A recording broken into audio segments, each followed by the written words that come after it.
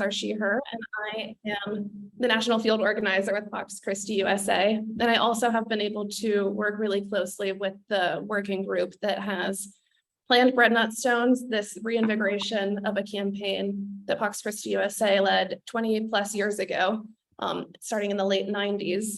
And this year, especially during our 50th anniversary year, we were able to kind of regroup and reinvigorate this campaign that's looking at the military spending that we see funneled from our federal budget every single year towards the Pentagon, and take a critical look at what it would mean for us to cut that even just by as much as 10% or as little as 10%, I should say, and put that towards the programs that make our communities secure and make for peace.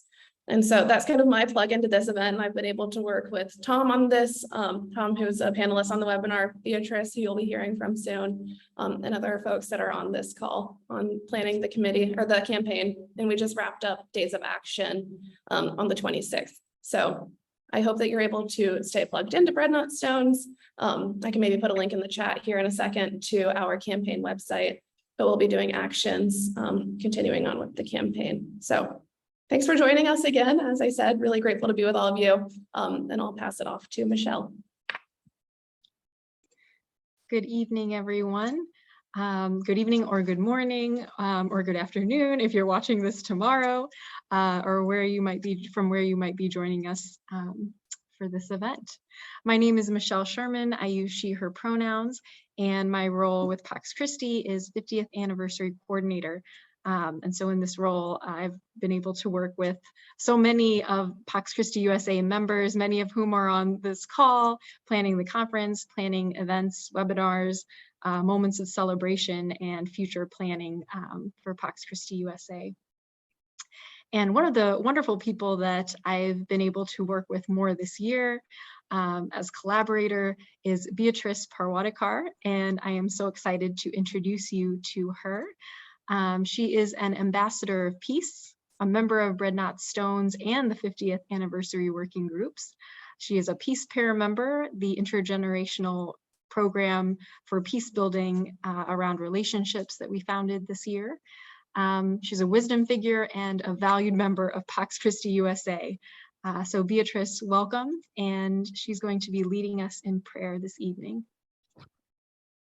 God, you have given us many images of yourself caring for your children or helping us to find a deeper meaning in our life journeys. I have always loved the one of you as the mother hen, protecting and fussing over your children.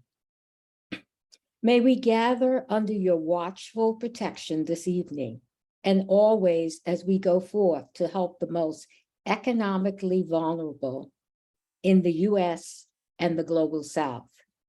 We gather because of our concerns for the most vulnerable in the U.S. and the global South. Creator, all your children deserve an equal opportunity to thrive. We hope to learn and take action to help create a just economy for all and one that cares for the earth, our common home.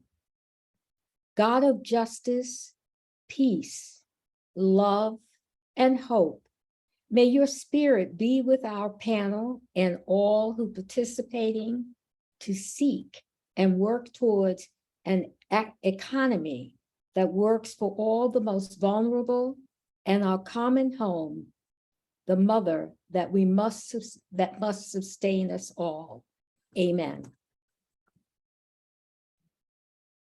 Thank you, Beatrice. I will just offer, before we jump into the real content, while you all are joining tonight, a brief overview of how we're going to spend the next 80 minutes or so together. So throughout the first part of our session, we're going to be hearing from each of the panelists. And we're then going to shuffle into some breakout rooms for some small group discussion. And then we'll close with a question and answer. So all that to say is, as you are hearing, especially each of the initial sharings from each of the speakers, if you have any questions that you think of, feel free to put them into the chat, either as we're hearing those initial remarks or after the small group session. So throughout the program entirely, feel free to drop those in the chat. You can either send them directly there, or if you would prefer it, feel free to directly message them to either me or Michelle, and we'll be able to get to as many as we can after the breakout rooms. So that's our general structure. And yeah, if you have any questions, feel free to message me or Michelle. But without further ado, I think we're going to jump into the initial sharing, if that's good with our panelists. Up first, we're going to be hearing remarks from Father Fred Thalen. Father Fred serves on the Pax Christi USA National Council and its 50th anniversary working group, along with chairing the Finance Committee. After the bishops published their 1986 pastoral letter, Economic Justice for All, he created a small group process for the pastoral as part of his Doctor of Ministry work that was subsequently used by dioceses across the country. He served in Peru as a Maryknoll associate priest from 1988 to 1993, and then as a pastor for 26 years of Cristo Rey Church, a Hispanic parish in his home diocese of Lansing, Michigan. Floor is all yours, Father Fred. Oh, and could you unmute yourself, please? Thank you. Okay, there we go. Thank you so for that introduction. And so my part is kind of talking about the pastoral letter, Economic Justice for All, and some of its relevance for today. But when I think of the U.S. Bishop's pastoral letter, Economic Justice for All, I always remember how I went to a conference in Washington, D.C. on implementing the letter. And on the second day, I was standing in this long lunch line, and all of a sudden, I realized that standing right in front of me was Archbishop Dom Helder Camara of Recife, Brazil.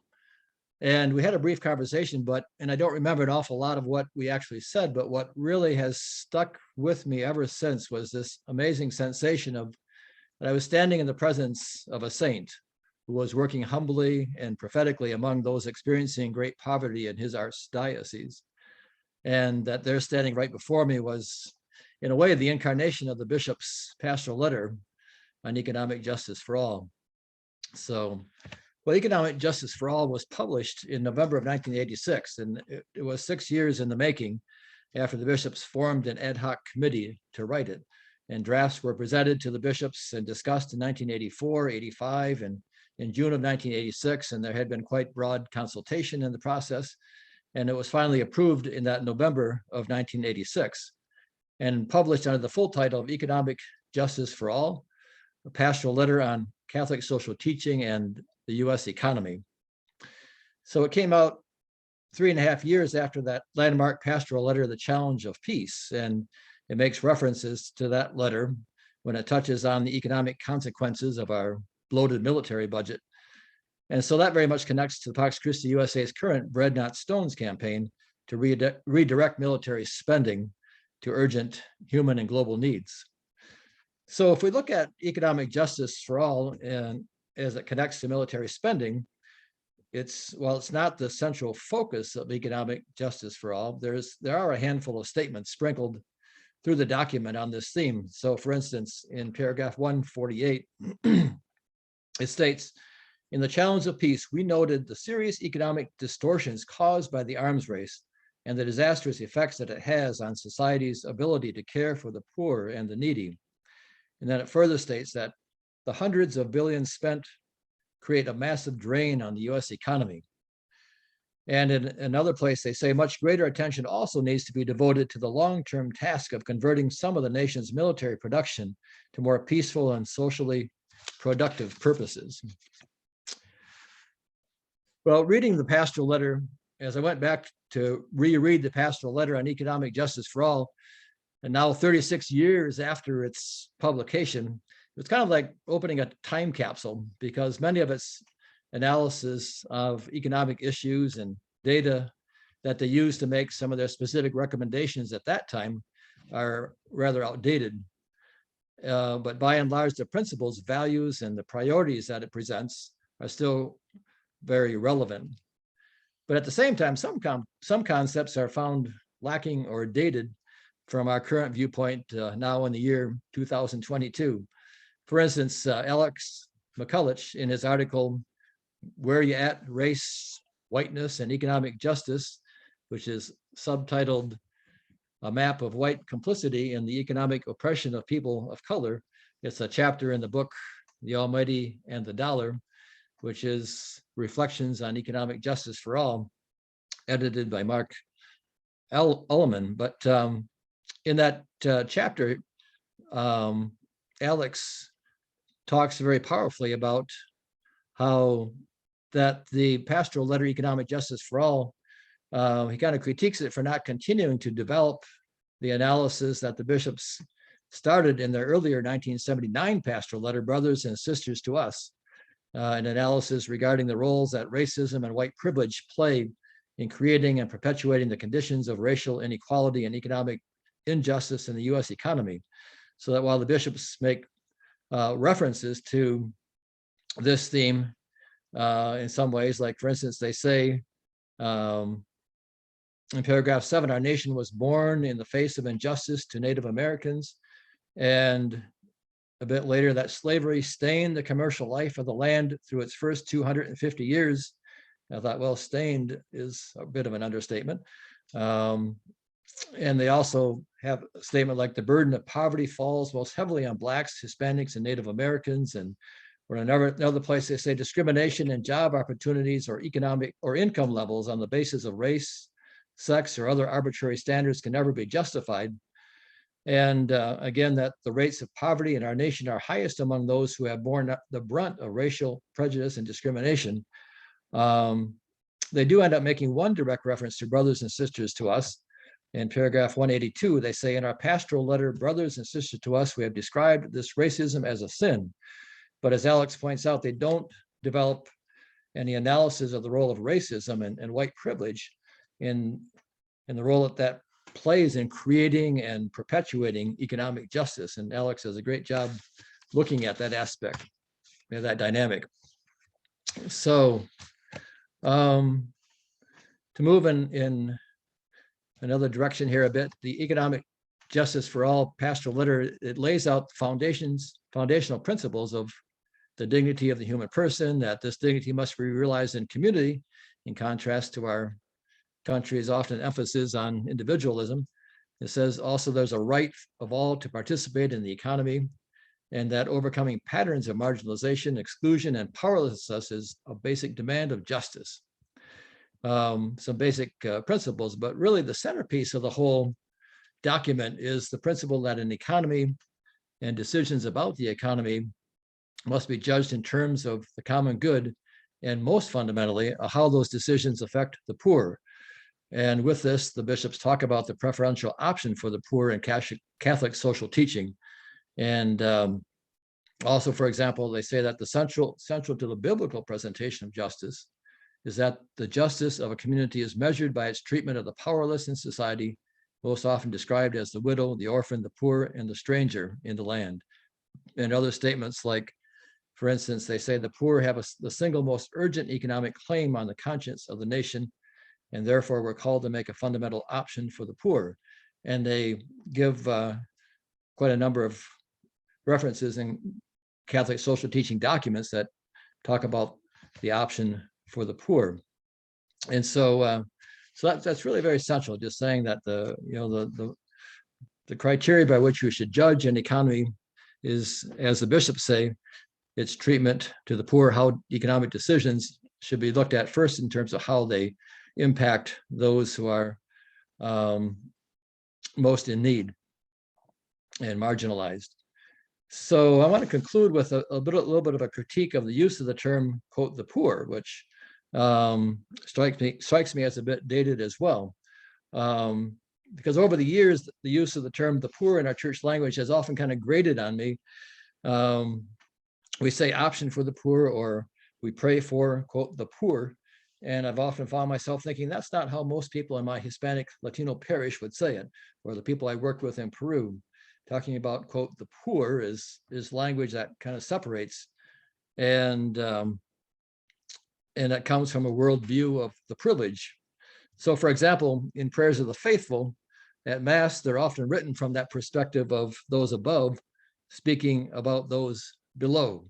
It's kind of a question of language and perspective. I'd compare it to the difference between referring to a slave versus an enslaved person. It's language of separation rather than solidarity.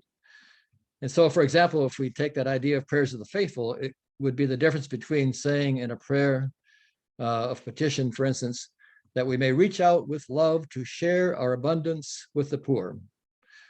Compare that to that all in our community may live together in solidarity and share generously with one another for what each of us has to offer. It's kind of in some ways subtle, but I think a very powerfully important kind of difference. Or another example might be, we could say in a prayer that our hearts be open to help the poor, the hungry, and the homeless, versus saying, for instance, for an end to greed and discrimination that leaves so many among us hungry and without adequate shelter. It's kind of more that perspective of we're all in this together versus those above kind of praying for help for those down below in that sense. So in the September 16th issue of the National Catholic Reporter, Barbara Fraser's article titled "We're Part of a Living Nature" speaks to this. And I know Barbara from my time working in Peru, where we often had conversations, and she does tremendous work reporting on justice issues. But in the last part of that article, she writes about Tania Avila, a Quechua theologian from Cochabamba, Bolivia, and how she questions the constant references to, quote, the poor in documents like Laudato Si and Querida Amazonia. Avila gives an example of alternative language. She says, instead of using, quote, the poor, talk about, quote, those impoverished by colonial extractivism. It's quite a different way of language there. And then in talking about the use of the words preferential options for the poor, Avila says, when you exercise power over the other, you can make an option for the other because you are placing yourself above them. Instead of a preferential option for the poor, Avila would like to see the church make a preferential option with the poor. So with those thoughts, I conclude my part. Thank you. Thanks so much, Father Fred. Really appreciate it. Up next, we're going to have the privilege of hearing from Tamika McGee. Tamika is a faith outreach and policy manager with more than 15 years of not-for-profit advocacy experience. Based in the Washington, D.C. office, Tamika joined the Center for Responsible Lending in 2014 as office manager, and her talents and passions were swiftly applied to faith outreach as her efforts were split, actively executing both roles. As a member of the outreach team, her focus now is developing faith community engagement strategies, supporting coalition allies, partnering with ally organizations on issues, and mobilizing coalitions to support wealth building policies. All huge things. Tamika sits on multiple diverse faith coalition groups where she provides technical assistance to partners in understanding developments and impacts of policy changes on their constituencies. Prior to joining CRL, Tamika served as the Grocery Manufacturers Association, now known as Consumer Brands Association, for more than a decade. Thanks so much for joining us, Tamika. Thank you for having me. I'm excited about this. Of course, this is something that we do every day. So I would just start off, but also I want to thank Fred too, because I was going to point out a couple of things about poor that's in the Bible, but I appreciate that analogy because that's a better way of thinking. But hi, my name is Tamika McGee. I am the Outreach and Policy Manager of Faith Affairs with CRL, and I really appreciate being here today. I would like to talk a little bit about payday lending and how it affects the people of color and people that's just less fortunate to have what a lot of us do have. And let's just be clear, there's working people that are struggling too. 9 times out of 10, we're finding out more middle class are struggling and going into debt and taking out payday loans, and they work. So we can't just say the poor are less fortunate. and people that are struggling, because they are working people that make a fairly decent amount that are still trying to stay afloat. But I want to start off with talking a little bit about usury and how it is wrong. It's also in the Bible. It condemns the practice of charging interest on a poor person because a loan should be an act of compassion, taking care of one's neighbor. It teaches that making profit off of a loan for a person is exploiting that person. And that's in Exodus 22:25-27. Also, Proverbs 22:22, do not rob the poor because they are poor. And we use that a lot when we go on the Hill to talk to representatives. It's in the Bible. You say you're a faithful person, that's one verse that they should actually know. And so we use that because the average interest rate on a payday loan is 391% and can be higher than that and go up to 600% most of the time. And there's a few states that do have over 600% interest rates on a payday loan. 80% of payday loans are not paid back in 2 weeks, which then turns into additional loans that the consumer has to take out. And at that point, it doubles. And when it doubles, they're not paying off the loan. Guess what? They're paying off the interest rates. That's a problem. And a lot of times we complain, I know I do, 5%, 3% interest rate. What do you mean 3%? You can't go lower than that? I mean, so think about taking out a loan that's 600% interest rate. That's just ridiculous. And it's usury and it's excessive. If I'm poor, what makes you think I can pay back a 600% interest rate loan?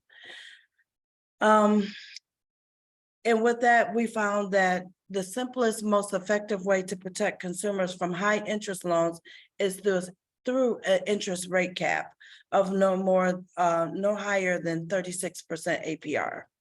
Yeah, I know some of you may be saying 36%. It's a lot better than 600% or 300%. But we figured it came to that number because of the Military Lending Act. And we noticed that it worked for the military. This is also a number that could work for everyone else. We know that a lot of the consumers that are struggling in debt, they need something to go to. And so we tossed and we were like, okay, let's settle on 36%. It's better than nothing if they have to go take out a loan. But we also focus on educating them and what they're getting into, because 80%, well, 10 times more African-American is going to take out a loan. And it's even higher of that number, they're women. They're single women with children, and they're just trying to feed their children. So, you know, we want to come up with something that's fair and not abusive, because banks are not working with these consumers to be able to take out a loan. And on top of that, we have several states with the most recent being Illinois, that took out, did a rate cap of 36%. And the payday lenders are not happy about that, that we did fight to push to get that across the hurdle. So now we're looking at going to more states.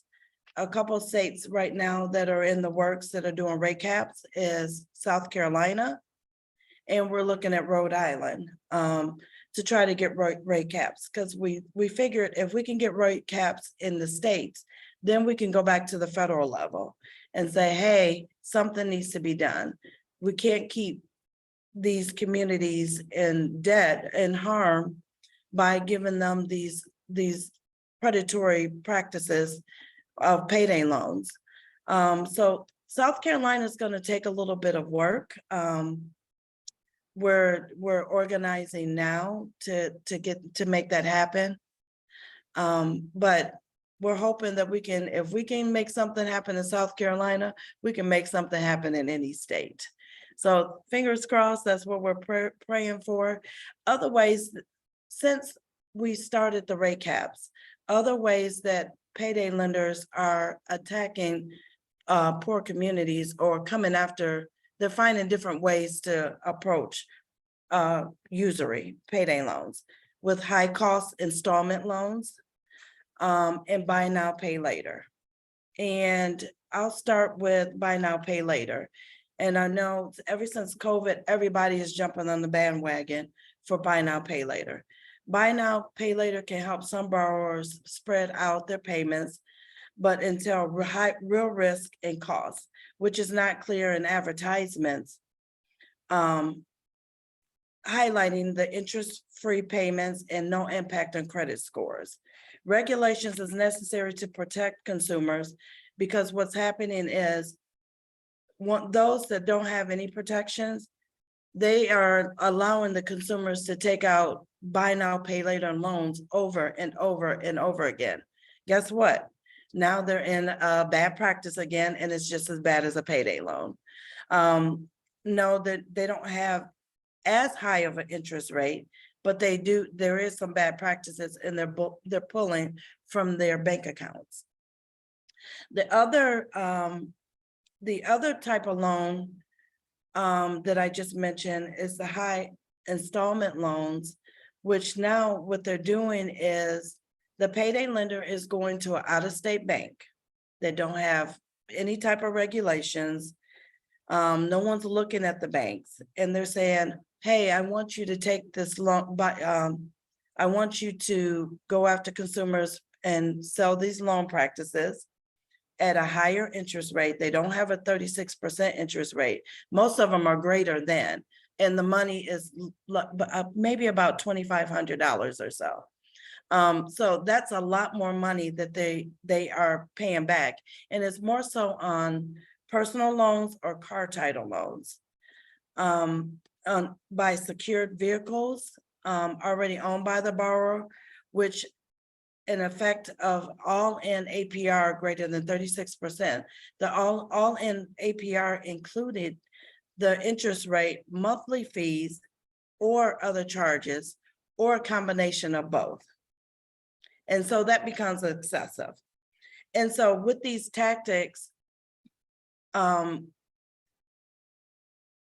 not informing the consumers of the harms that's going to affect them along the way. And so it's these bank partnerships, it's rent-a-bank schemes, they all kind of go hand in hand. But what we'd like to see is some regulations jump in and say, hey, that's not okay. You can't jump around, because what they do is when they sell it to the banks, after the bank takes out that loan, guess who they give the loan back to? The payday lender. And so the payday lender takes over that, and they continue their cycle of debt as if they were to go to a storefront. But this is all done online. So we're asking the regulators to step in and stop these harms too that are affecting communities of color and underserved areas, because it's still putting them in the cycle of debt. And a lot of them are coming to faith leaders to say, hey, I need your help, after faith leaders have already bailed them out several times. But what we're asking, what can we do as communities of faith leaders in the communities is, one, if you see that there's a ballot initiative in your state, or if there's a coalition that's trying to get the word out to fight this cause, participate. Take stories. People don't realize the importance of stories. When I go to the Hill and I talk to these legislators, I'm taking stories. I want them to see that these are real live people that are being affected by these harms, and they do need to be protected. Also, when the campaigns start in South Carolina and other areas, we're asking for faith leaders to come to these town halls, because you're in the communities. we're asking faith leaders to be a part of the conversations. If you need me to come and talk to a session that you're having, I'm there, I'm calling, because if we don't educate the people in the community, who else is gonna do it? They can't keep going to the people that are exploiting them. So that's another way. Also send letters to your legislator, make phone calls, sign on to comment letters. Those are other things that you can do to help stop these bad practices, because something definitely has to be done. Since COVID, payday lending has gone up 10 times more than it did in the past. So we have to find ways to stop them from attacking the people that we want to help and have better practices. And I think that's about all that I have. But faith leaders, especially those that are on the call today, I want you to realize how important your voices are, because I've done faith letters to the Hill and gotten maybe 200, 300 signatures from all traditions of faith, and sent it to the White House, and they were like, whoa, thank you. You guys are coming out in full force. So believe me, they hear your voice, and it's important to keep the faith leaders involved and talk, because you are in the communities, to keep talking and letting them know that we are not going to stand by and let our people continue to be harmed by bad practices.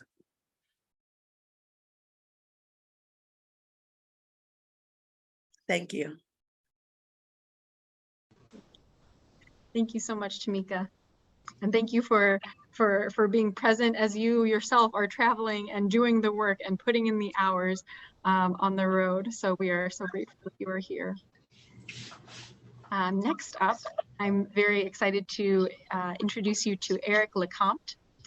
Eric is the Executive Director of the Religious Development Group Jubilee USA Network, a United Nations expert and Pax Christi USA Ambassador of Peace. For more than 25 years, Eric has led religious groups to win policies that alleviate poverty, address the global conflict, and promote human rights. He is the Executive Director of Jubilee USA Network, a development coalition of more than 750 religious groups and organizations. And just a reminder, that during our presentation, if you have any questions, feel free to put them into the chat. So thank you, Eric. Great. Thank you, Michelle. And thanks, Lauren and Johnny and the team at Pax Christi. It's a gift to be with you all tonight. As Pax Christi celebrates its 50th anniversary, Jubilee USA is celebrating its 25th anniversary this year and next year. So we get to celebrate those jubilees, those anniversaries together. And I think it's very fitting, as Pax Christi and Jubilee have been homes of mine for nearly 30 years, and knowing many of the people who have gathered tonight to join us for this conversation, I'm just so grateful to be with you all tonight. It's really wonderful also to follow Fred and Tamika, to get Fred's overall view of some of the theological analysis, the idea that God has given us a rich, abundant world, and we're closest to God, we're closest to the Creator, we're closest to one another when we're sharing those resources among us. And that's what we call at Jubilee, our coalition founded by Christian, Jewish, and Muslim religious leaders and groups. We call that the Jubilee Promise. And then to hear from Tamika tonight, and to continue to partner with the critical work for the Center for Responsible Lending, critical work that we're happy to join with in terms of the faith community on payday lending, car loan lending, student debt, because we see these issues as critically integrated and connected to the same global issues that we also work on around debt and this question of everyone being able to have enough. So to hear about those policies on the local level, and also the reality that inequality in the United States increased just like everywhere else around the world, largely because of things like payday lending. Where poor people got poorer and more middle-class people were pushed into poverty. At Jubilee, as we're looking at this broad issue, coming from a religious perspective, what does it mean for everyone to have enough? We believe that the Hebrew and Christian scriptures detail a story about a process and a promise so that we all can live in a world and enough. That in 7 days, our Creator created a rich and abundant world, and closest to God, closest to one another when we're sharing those resources among one another. This idea, this promise was so important and critical to the early believers, to Jewish communities, that they actually legislated the idea of the Jubilee Promise. We see that spelled out in the law books, the Torah, and later as a promise that's carried by the prophets. In Leviticus, Deuteronomy, and Numbers, it raises the call of a process where every 7 years debts should be forgiven. Every 7 years slaves should be set free. Every 7 years the land should be allowed to rest, to go fallow, to protect the land and the richness of the environment and planet God gave us so that it can continue to provide for us.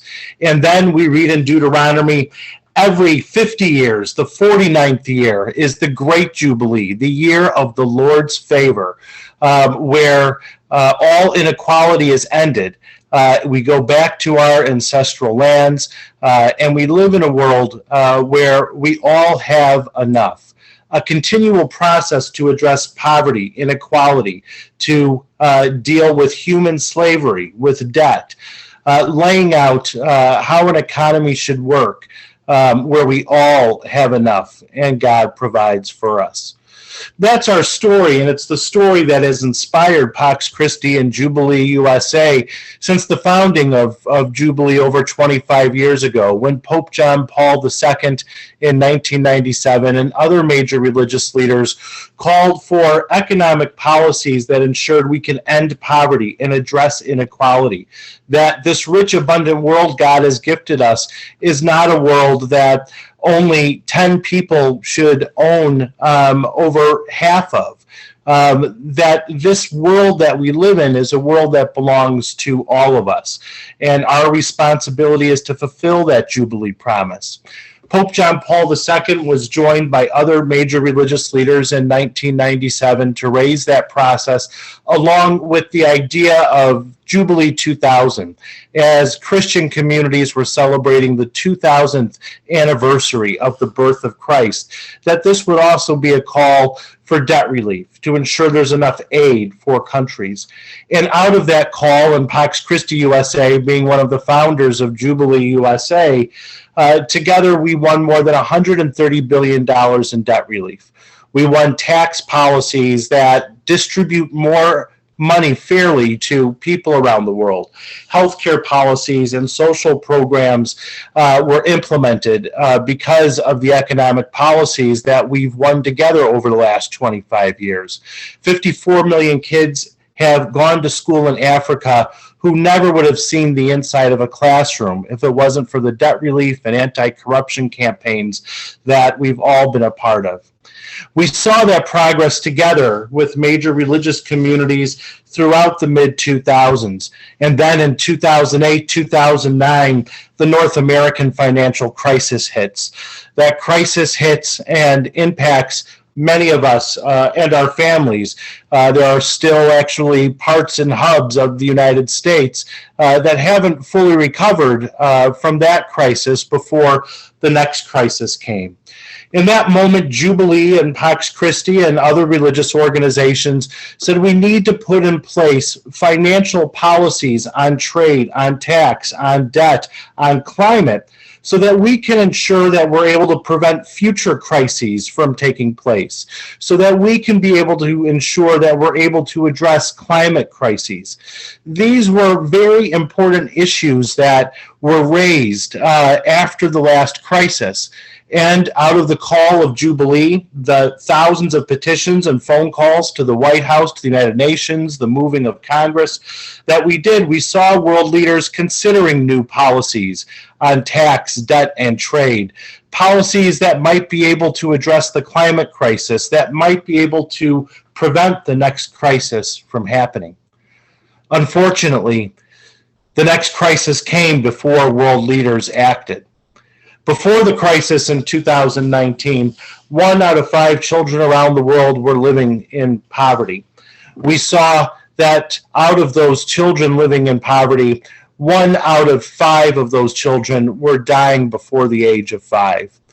We saw extreme poverty grow to new heights around the world. We saw a climate crisis, and we learned that in 2019, less than 100 people had more wealth than 3.5 billion people, than at that time half of the world's population.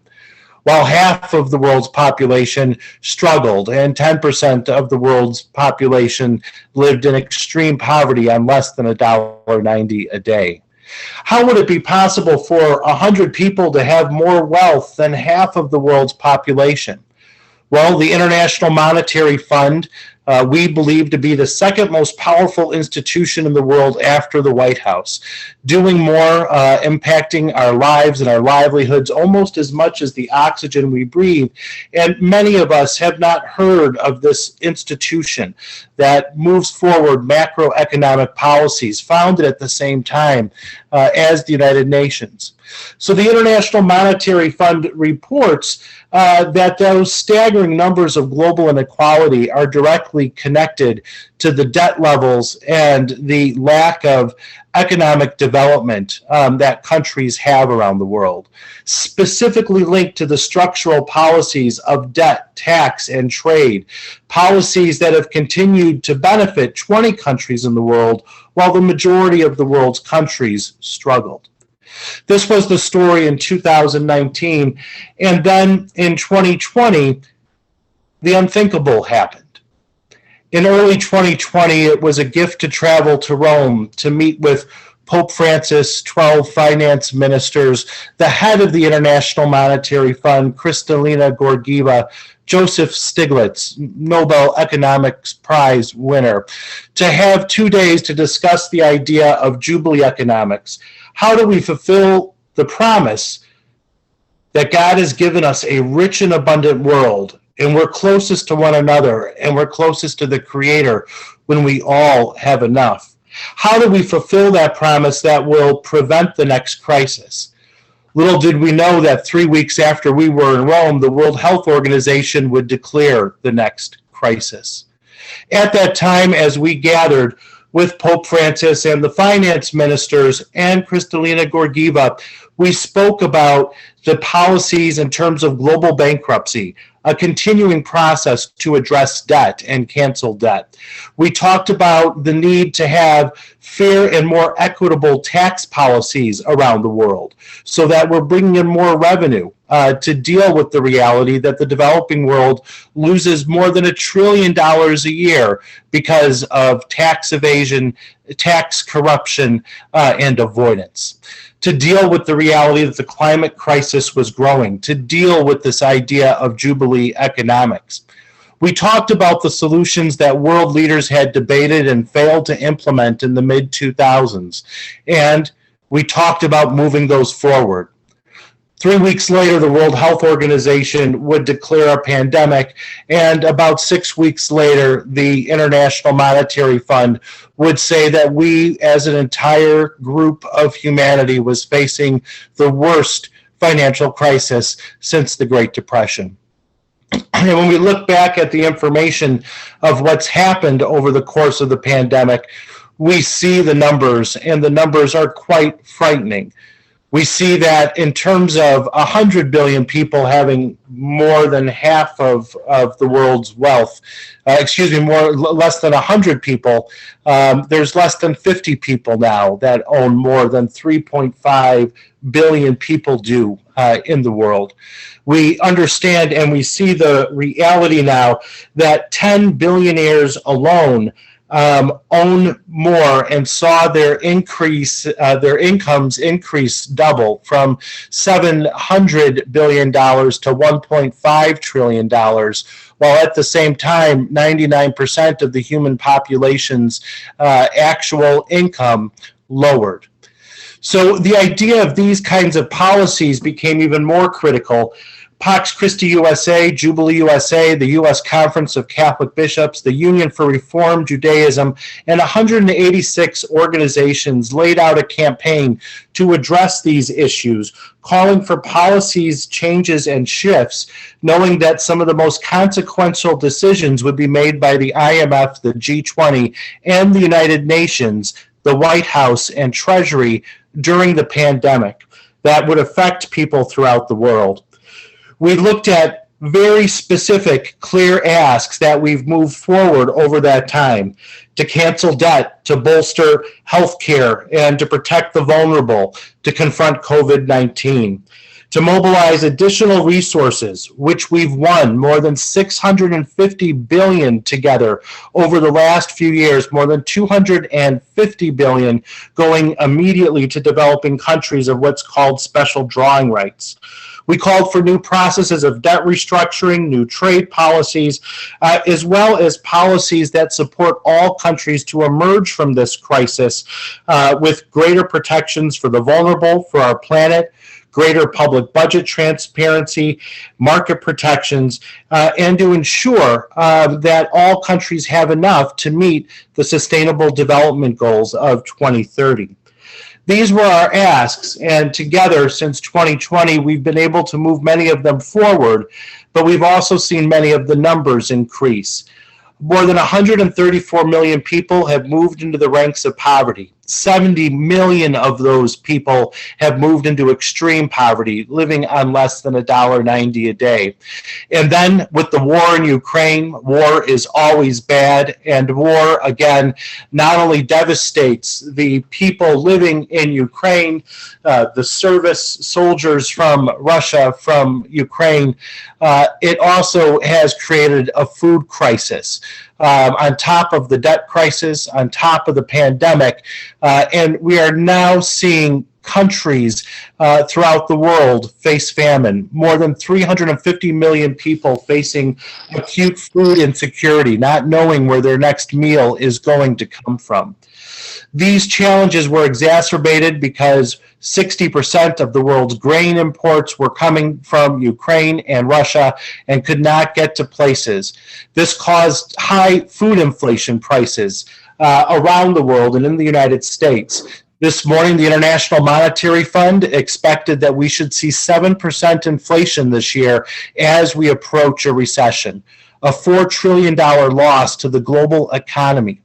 And these particular issues are also all because we haven't implemented policies to deal with debt, to deal fully with trade, and to deal with tax.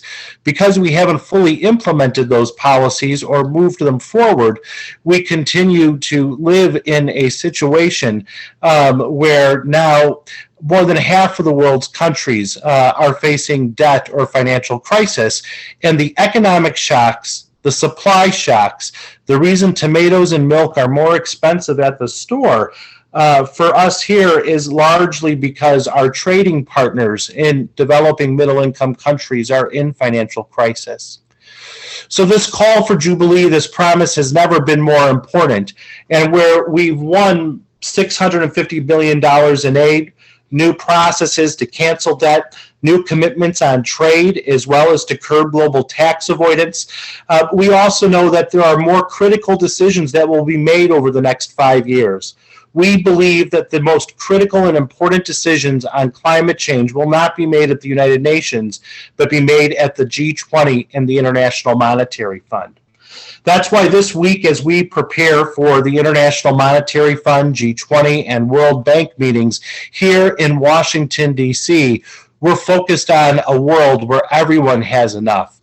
And we certainly would invite you to join us in DC for our mobilizations, our vigils, our teach-ins, our prayer services that we will be having at the events, as we did more than 25 years ago together when we founded our campaigns at the IMF and at the World Bank.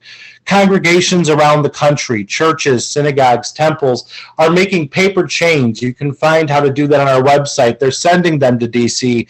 They're bringing them to DC.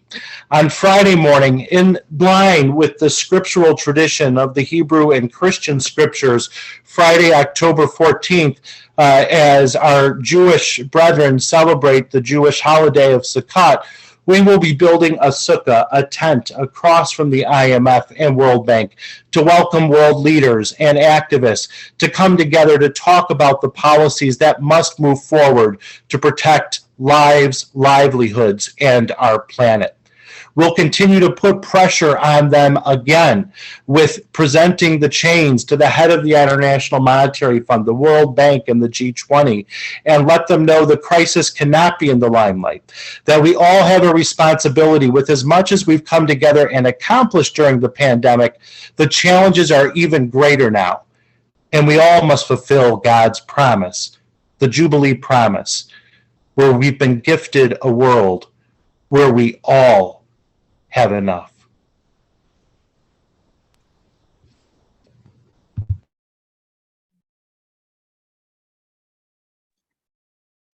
Thank you, Eric. And our last speaker this evening, Tom Cordaro. Very excited to introduce him to you as well. He was named a Pax Christi USA Ambassador of Peace in 2002.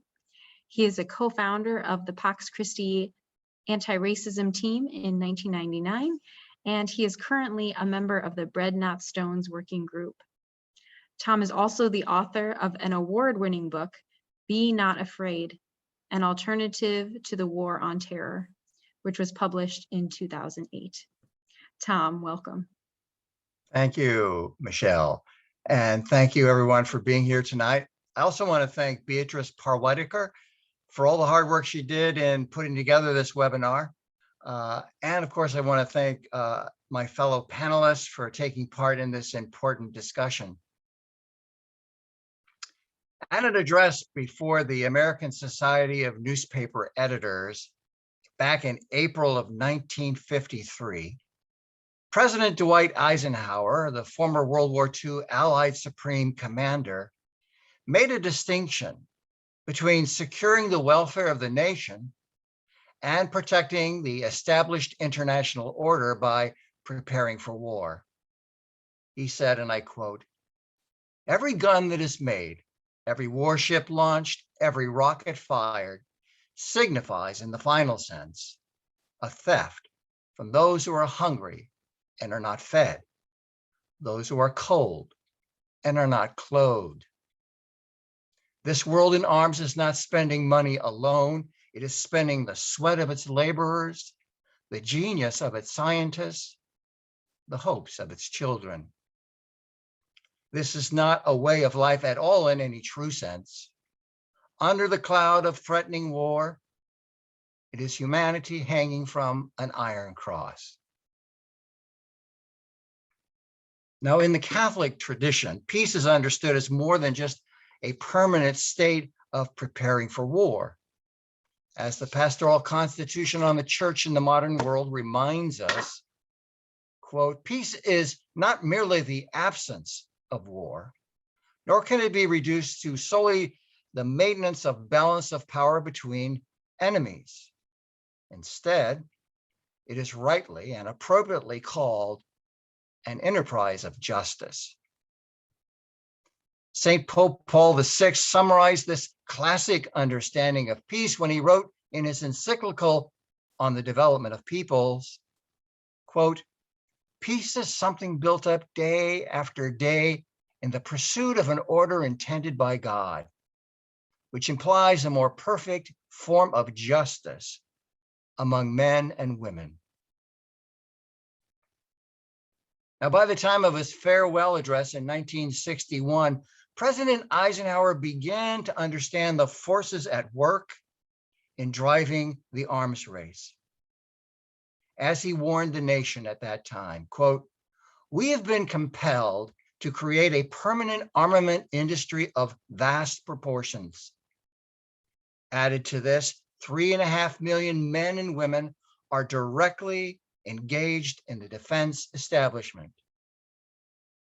Now, this conjunction of an immense military establishment and a large arms industry is new to the American experience. The total influence, economic, political, even spiritual, is felt in every city, every state house, and every office of the federal government. The councils of government, in the councils of government, we must guard against the acquisition of unwarranted influence, whether sought or unsought, by the military industrial complex. And we must never let the weight of this combination endanger our liberties or our democratic processes.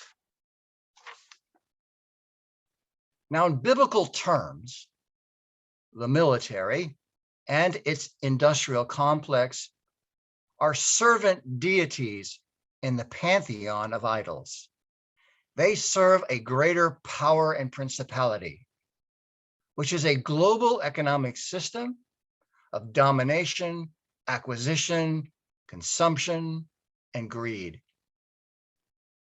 And from its foundings, Pax Christi USA has sought to counter this power of this false idol by promoting an understanding of peace embodied by the peaceable kingdom that the prophet Isaiah spoke about.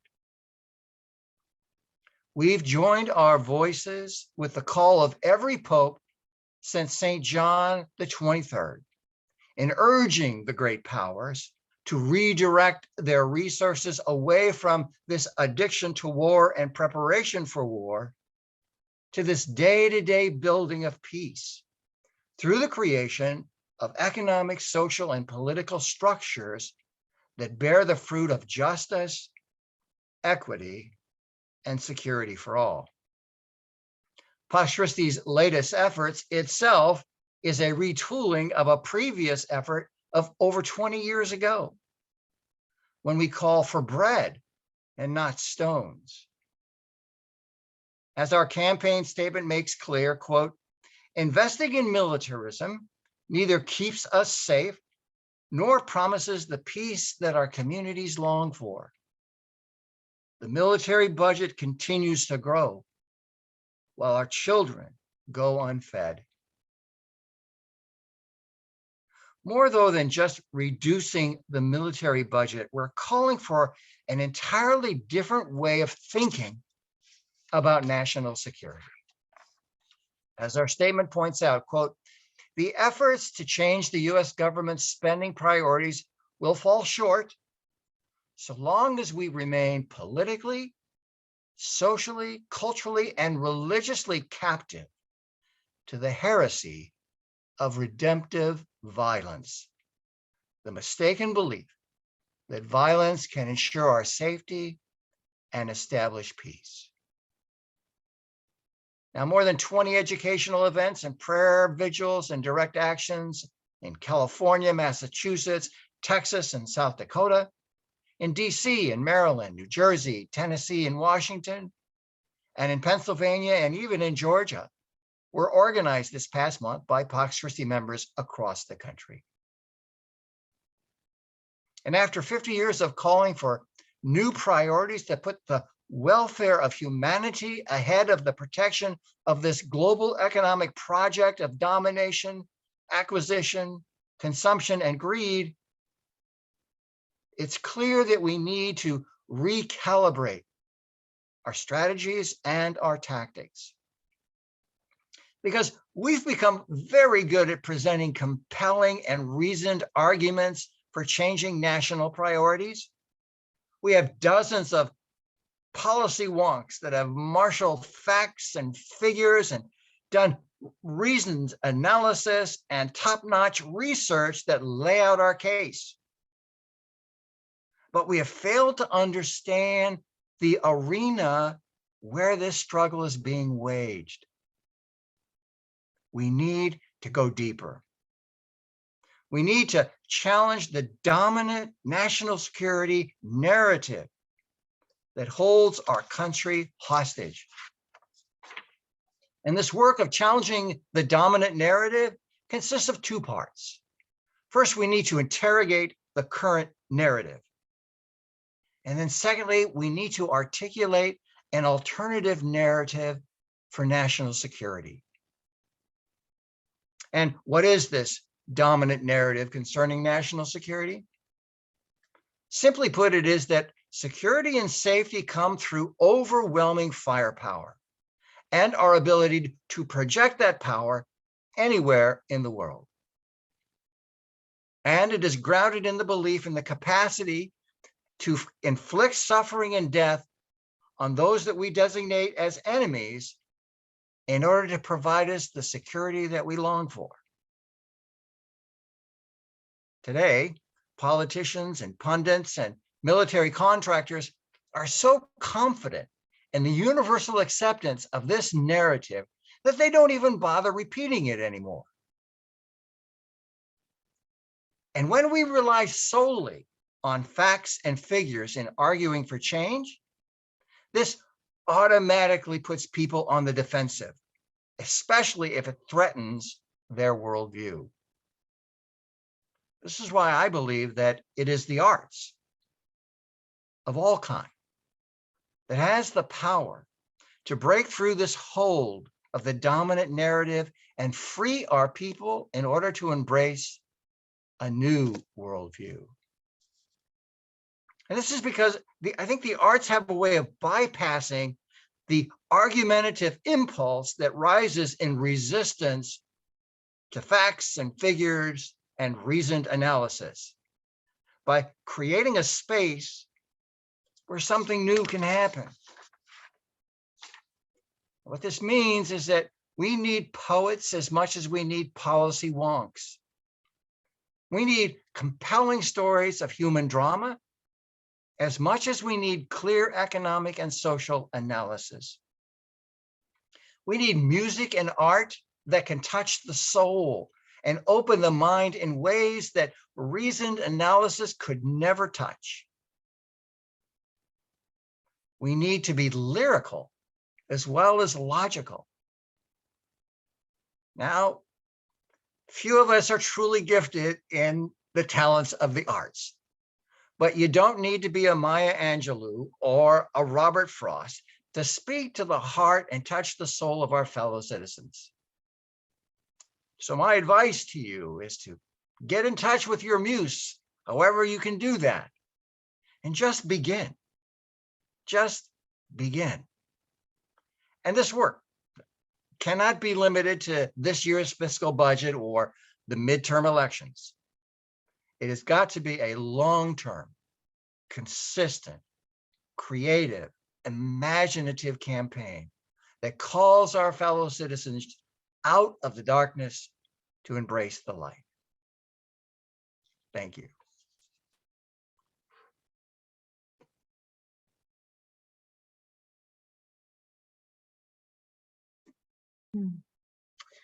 Thank you so much, Tom.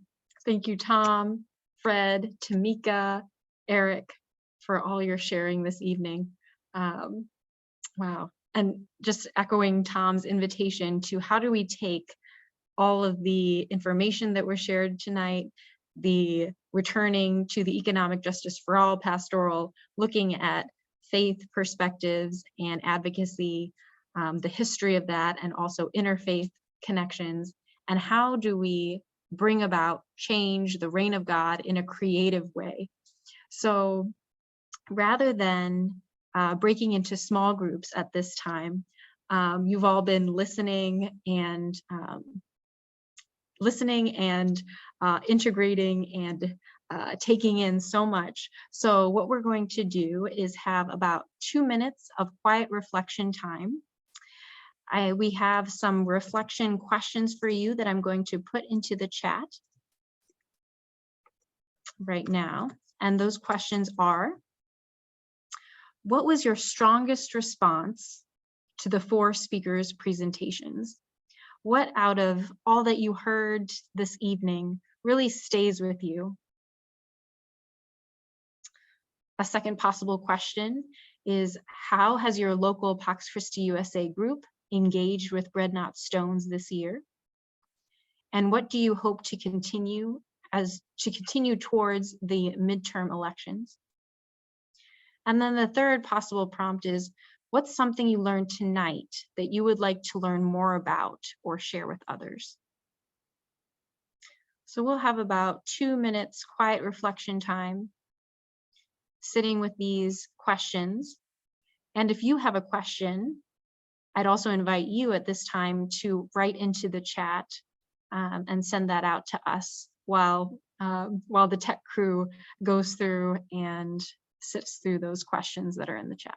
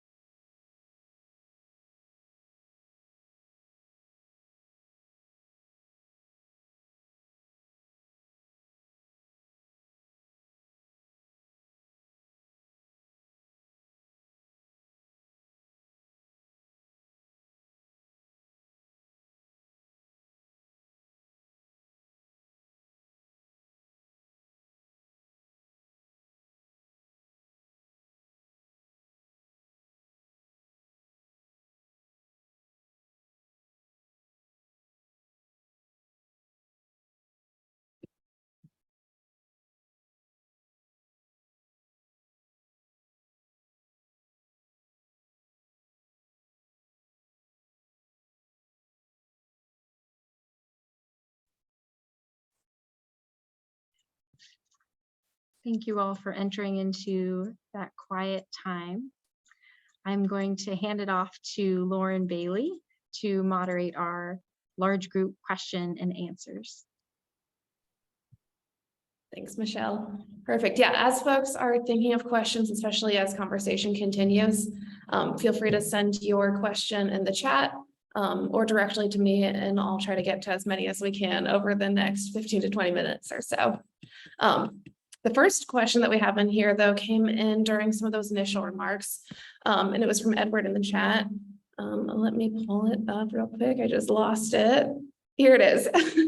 Is it just, and I think this could be applied to any of the panelists, so any of you feel free to unmute and we'll spotlight you. But is a just economic system possible in an unregulated capitalist world economy that worships money and follows the God of the market?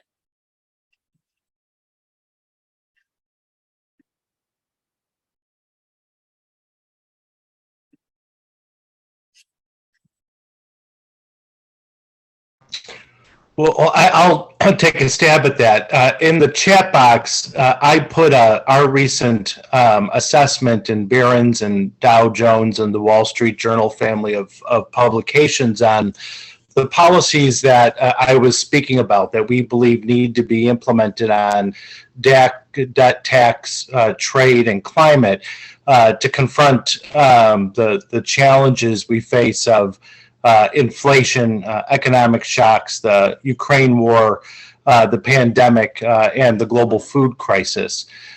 So we think that's a place to talk about, how we could put some of our hands on these things. And certainly at Jubilee, we believe very much that through engagement We have been working to be God's hands and to build a world that fulfills God's promise. We think that we've made a lot of progress there, but I think the questions that Ed is raising, specifically on the degree of regulation we need, anti-corruption policies, policies for a fair and equitable tax system, processes that ensure countries have enough to provide for health and education for these people, for their people, instead of paying debt. Understanding we have the funding and the changes in policies to deal with the climate crisis. These are things that we believe are very specific. We need to act on and continue to move forward because we are changing the policies. But I think what Ed is alluding to is some of those big structural reforms that we detail in the Barron's article that gets us closer to this idea of a world where we all have enough.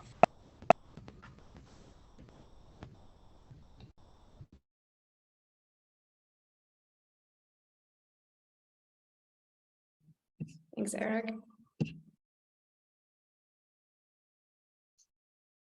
I'd open it up if anybody else has any remarks to that question about a global just economic system when capitalism is kind of at the root of all of it. If anybody else has anything that they would want to share.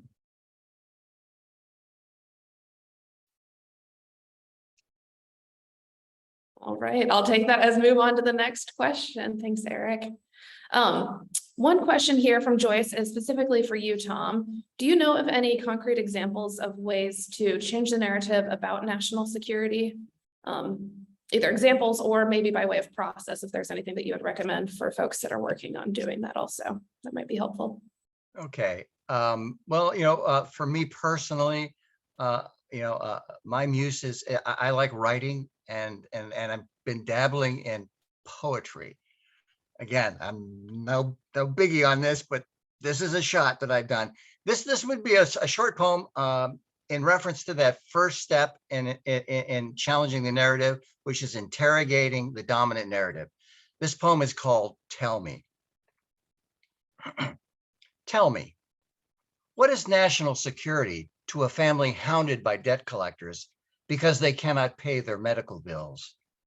Or to an elderly woman who is afraid to go to the doctor because she knows she can't afford it? Or to the diabetic on insulin who must skip injections until he gets his next paycheck? Please tell me, what is national security to the mother facing a 30-day late rent notice taped to her front door, who feels the walls closing in around her, whose shrinking horizon is limited to surviving the day as she scrambles to find food for her children's next meal? Can anyone tell me what is national security to a homeless child who's forced to go to school in dirty clothes, who is teased because she smells funny and never has the required school equipment? Or to the LGBTQ child who gets shoved into the locker, is verbally assaulted by other students, and whose complaints are dismissed because he's so open about it? Won't someone please tell me, what is national security to a child hiding under his school desk during an active shooter drill? Or to a family who never looks out their front window for fear of being hit by a stray bullet? Or to a young Black man pulled over by the police who wonders, is this how I'm going to die? So that's one example. Thank you, Tom. Thanks. And also, I will say that that poem is available on the Bardnut Stone's website that I can paste again if anybody feels that they could use that to kind of further these conversations and expand the narrative around national security. I just pasted that link. And I think there is quite a lot of talent in your artistic expression, Tom. No need to siphon that. We have a question here from Peter about what about promoting Pope St. John Paul's proposal in 1995 at the UN for a new UN declaration on the inviolable rights of nations?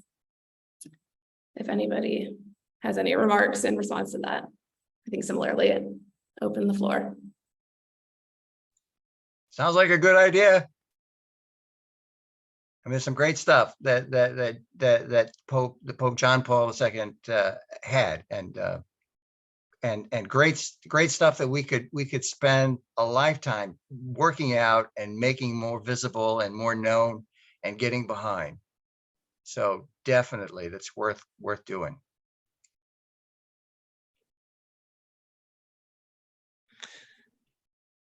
Yeah, I just think that sense Can I of- just add something to that? Okay, We've begun to draft such a resolution here in Malta with the help of somebody who'd been in the United Nations Secretariat for many, many years, and a lawyer. But we need to expand this. We need lawyers and other people. The point is this: that the idea is to get individual petition, as we have in Europe, to the Council of Europe Commission on Human Rights. So I can take my own government to court, the final appeal in Strasbourg, in Europe. Now, why can't the people who say that Zelensky is being unfair to Russian speakers, why can't they take him to court in New York? And why can't Navalny, who's in prison, they tried to kill him 3 times, why can't he take Putin to court? It's not enough for this Bachelet to say this is wrong. We really need, why can't we militate to get an enforceable human rights stance, when obviously, agreement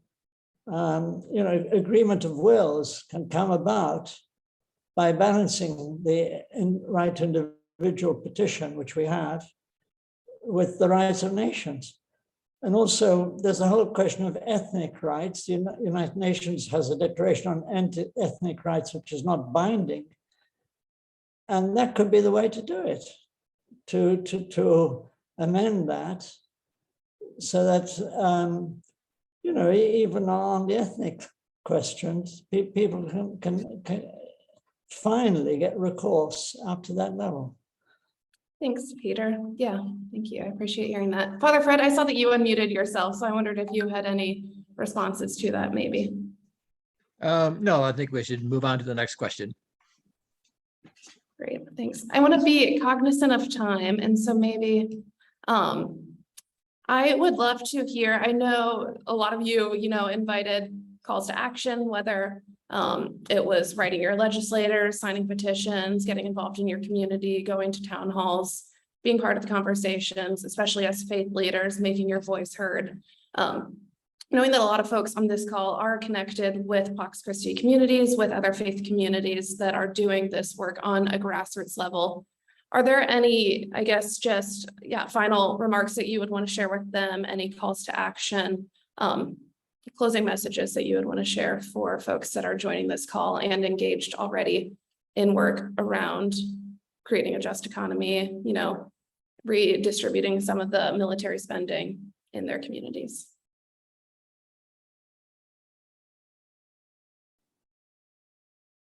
Well, I would just comment briefly on that sense of solidarity. And I think from our use of language to be inclusive on levels like I talked about with using, phrasing like the poor versus more inclusive kinds of imagery and language, and from poetry and the arts to working in the spirit of solidarity. I think in many ways, there's so many people and groups and organizations around the world working for justice, working for a greater spirit of solidarity, that it's really hopeful. In some ways, it feels like we're on the verge of a moment like the breaking down of the Berlin Wall, that that amazing things can happen at surprising moments with so many people working for justice, calling for greater solidarity, with walls between peoples and nations breaking down, with communication through internet and so much awareness in so many ways that sometimes things can look very dark and gloomy, but there's an awful lot of light and a lot of surprise. I love that imagery of the mustard seed in the Gospels, you know, that can grow into this explosively large plant to the surprise of all. And so I would just, for my part, leave on that note of having that hopeful spirit, I think, is important to maintain as well. Thanks, Father Fred. Yeah, and at the root of that, it sounds like a lot of that is community and like the communication that we can have with one another that sustains each of us. I appreciate that. And I would say too, join coalition calls just to be on top of what's happening. I think someone mentioned, I think Eric talked about payday lending, car title loan, student debt. Those are all campaigns that we're working on, and I'm working on them with faith leaders. Because without our voices, nothing's going to happen and the fight continues. We're not going away. And I tell faith leaders all the time, we're going to be here to stay. So, you know, let them hear our voices and stand up for what's right. What's good for one community is good for all communities. So if you want to join any listservs that I have, reach out to me. I have meetings. I send out helpful materials. We write comment letters for faith leaders. At least get you started. So if there's anything that you need me to do, I'm here to do it. I'm in South Carolina right now. I'm in Charlotte next week. So, you know, I'm going, I have to do what I have to do to help the community. And so, what is the say? Closed mouths don't get fed. And I can't feed you the wealth if you don't ask for it. So I'm here to help you along the way. It's not a difficult task for me, so keep Thanks up the so great much. work. Thank you. Yeah. And if there are any ways that folks could get in touch with you, Tamika, feel free to put that in the chat as well. I appreciate that invitation for collaboration. Eric or Tom? I would just say, you know, that this work is not just head work, it is heart work. And so, you know, learn to listen to your heart and to allow the heart to have an equal voice with your head. That's where the art will come from. That's where conversion can take place. That's where you can break through with people who are otherwise unmoved by who we are and what we do. Thanks, Tom. So thanks, Laura, Michelle, and everyone for tonight's call, Beatrice and the other panelists. You know, I'm just grateful I got to see Tom tonight channeling Lawrence Fearling Getty. It was very powerful, and I thought Tom's poem about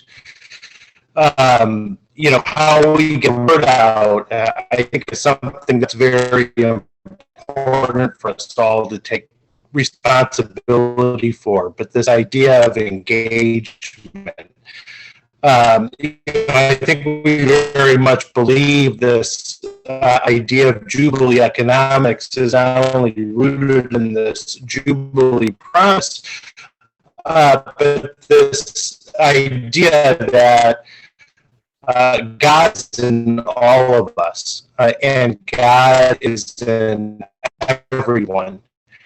Eric, You you're know, breaking we up a little see bit the for me. liturgy, the mass, as an actual representation, living out a world where no matter who we are, where we come to the table and we're fed, and we have enough. And I think if we continue with this idea of engagement, seeing God in one another, power of the faith voice, we've seen. Eric, you're breaking up quite a bit for us. I don't know. Are you able to hear me okay? Sorry, I must have a poor connection. I we think can just hear- to say engagement from our point of view is very important on campaigns. Perfect. Thank you. Yeah, that engagement, I think, is at the heart of what makes all of these campaigns, as Tamika was I saying. can hear you, but perhaps that's a sign that I should stop speaking. Thanks. Yeah. As Tamika was saying, faith leaders have been involved with this work for generations and generations and will continue to be. And so as you were emphasizing, Eric, the engagement that we can have with one another really goes back to sustaining each of us. So appreciate all of that.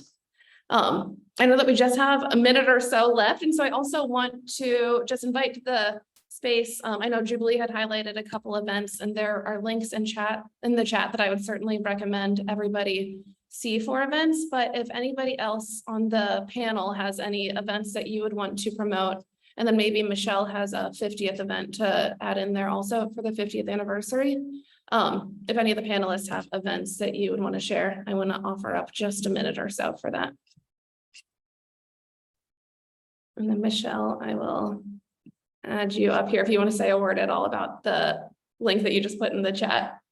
Oh, great. Thank you so much. Thank you to all of our panelists, and especially, as Tom mentioned, Beatrice Parwadikar, who really was the imagination behind this webinar and pulling folks together.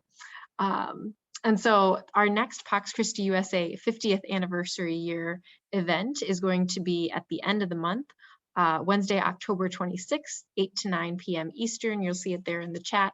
We're going to have author Michael J. O'Loughlin, who wrote the book Hidden Mercy, AIDS, Catholics, and the Untold Stories of Compassion in the Face of Fear.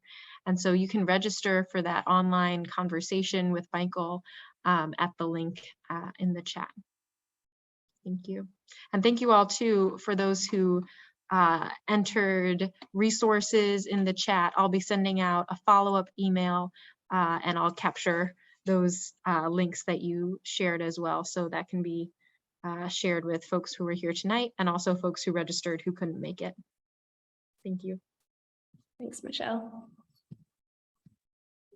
If there are no other events that we are missing, I want to give one final gratitude to Eric, Fred, Tamika, and Tom for sharing so much wisdom, expertise, and conversation, just your time with us also. This has been a good conversation about where we kind of have been, how we have gotten to this current moment, and especially thinking of where we could go to create a just economy for all of us. That reflects our values of peace building, community, and just care for one another. So thank you all so much for joining with us. Thanks everybody for joining to watch the webinar, and I hope you all have a great evening. Thanks. If folks want to unmute themselves and say hello, we can maybe open that up, and feel free to for a minute or so. We can leave the room open just for another minute.